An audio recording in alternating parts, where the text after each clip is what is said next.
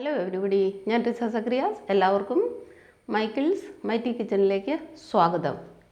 ഇന്ന് നമുക്ക് ഒട്ടും കയ്പില്ലാതെ വളരെ രുചിയിൽ ഒരു പാവയ്ക്ക തോരൻ ഉണ്ടാക്കാം.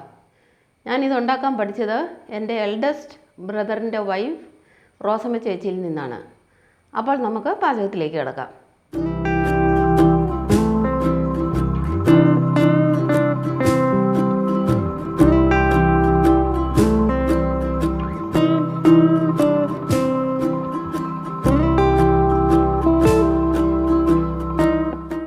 പാവയ്ക്ക തോരൻ ഉണ്ടാക്കുന്നതിന് വേണ്ടിയിട്ട് ഞാൻ എടുത്തിരിക്കുന്നത് ഒരു പാവയ്ക്ക, ഒരു 15 ചെറിയ ഉള്ളി, ഒരു സവോള, ഒരു 8 പച്ചമുളക്, 3 ചെറിയ കഷ്ണം ഇഞ്ചി, ഒരു മീഡിയം സൈസ് തേങ്ങ ചിരണ്ടി വെച്ചിരിക്കുന്നു, ഒരു കുറച്ച് കരിവേപ്പില.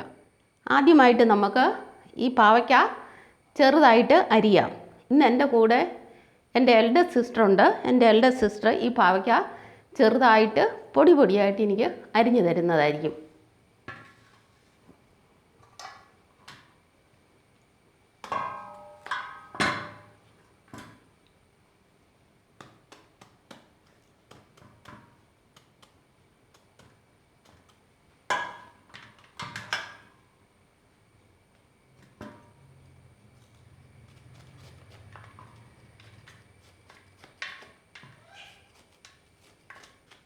ഇനി ഈ പാവയ്ക്ക മുഴുവൻ അരിഞ്ഞതിന് ശേഷം നമുക്ക് വീണ്ടും കാണാം.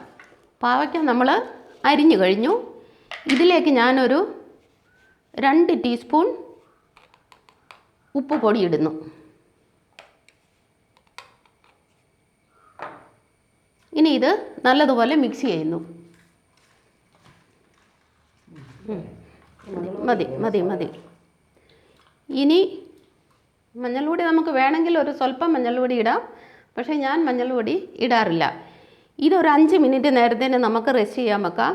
അപ്പോഴത്തേന് നമുക്ക് ബാക്കി സവോളയും പച്ചമുളകും ഇഞ്ചിയും ചെറിയ ഉള്ളി എല്ലാം കൂടെ അരിഞ്ഞെടുക്കാം. ഈ പാവയ്ക്ക അരിഞ്ഞ് വെച്ചിട്ട് 5 മിനിറ്റായി. നിങ്ങൾക്ക് കാണാം ഇതിൻ്റെ വെള്ളം ഓൾറെഡി ഇറങ്ങി തുടങ്ങി. ചിലർ ഈ വെള്ളം കയ്പ്പ് കുറയ്ക്കാനായിട്ട് ഈ വെള്ളം കളയും. പക്ഷേ അങ്ങനെ ഒരിക്കലും ചെയ്യരുത്. കാരണം ഈ പാവയ്ക്കയുടെ ഈ വെള്ളത്തിന് ഒത്തിരി ന്യൂട്രിറ്റീവ് വാല്യൂ ഉണ്ട്. ഇതിലേക്ക് ഞാൻ ഈ ഇഞ്ചിയും പച്ചമുളകും സവോളയും ചെറിയ ഉള്ളിയും കൂടെ അരിഞ്ഞു വെച്ചത് ഇടുന്നു.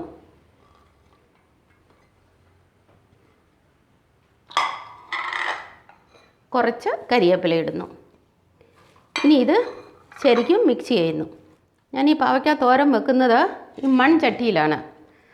ആദ്യം ഈ മിക്സ് ചെയ്ത് വെച്ചിരുന്ന എല്ലാം കൂടെ നമ്മൾ ഈ ചട്ടിയിലേക്ക് ഇടുന്നു.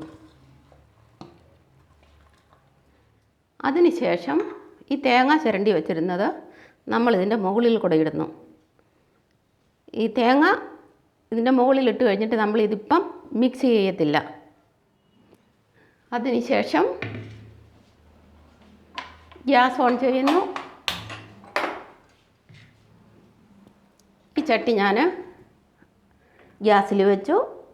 ഇനി ഇത് സിമ്മിലാക്കുന്നു.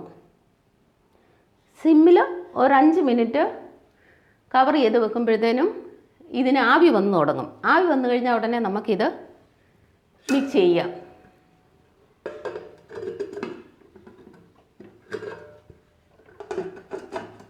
ഒരു 5 മിനിറ്റ് കഴിഞ്ഞ് നമുക്ക് ഇനിയും കാണാം. നമ്മുടെ പാവയ്ക്കയ്ക്ക് നല്ലപോലെ ആവി വന്നു. ഇനി നമുക്കിത് നല്ലതുപോലെ ഇളക്കാം. ഉപ്പ് ആവശ്യത്തിനുണ്ട്. പാവയ്ക്ക നല്ലതുപോലെ വെന്തു. ഇനി നമുക്കിത് ഇടയ്ക്ക് മിക്സ് ചെയ്തിട്ട് നല്ലതുപോലെ ഇതിൻ്റെ വെള്ളമയം പറ്റിച്ചെടുക്കണം.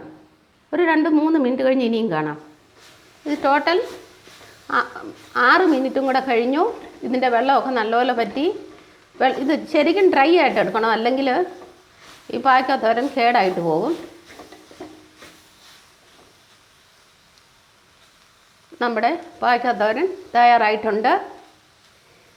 നിങ്ങൾക്ക് വേണമെങ്കിൽ ഇതിന് സീസണിങ് ചെയ്യാം, അതായത് കടുക് പൊട്ടിക്കാം. പക്ഷേ ഞാൻ ഒരിക്കലും കടുക് പൊട്ടിക്കാറില്ല, അതിൻ്റെ ആവശ്യമില്ല. കടുക് പൊട്ടിക്കാതെ തന്നെ ഈ പാവയ്ക്ക തോരൻ വളരെ ടേസ്റ്റിയാണ്. ഞങ്ങളുടെ പാവയ്ക്ക തോരൻ തയ്യാറായിട്ടുണ്ട്. നിങ്ങൾക്ക് എൻ്റെ വീഡിയോ ഇഷ്ടമായെന്ന് വിശ്വസിക്കുന്നു. ഇഷ്ടമായെങ്കിൽ ലൈക്ക് ചെയ്യുക, ഷെയർ ചെയ്യുക. ഇതുവരെ സബ്സ്ക്രൈബ് ചെയ്തില്ലെങ്കിൽ സബ്സ്ക്രൈബ് ചെയ്യുക. താമസിയാതെ വേറെ ഒരു വീഡിയോയുമായി ഞാൻ വരുന്നതായിരിക്കും. Till then bye bye.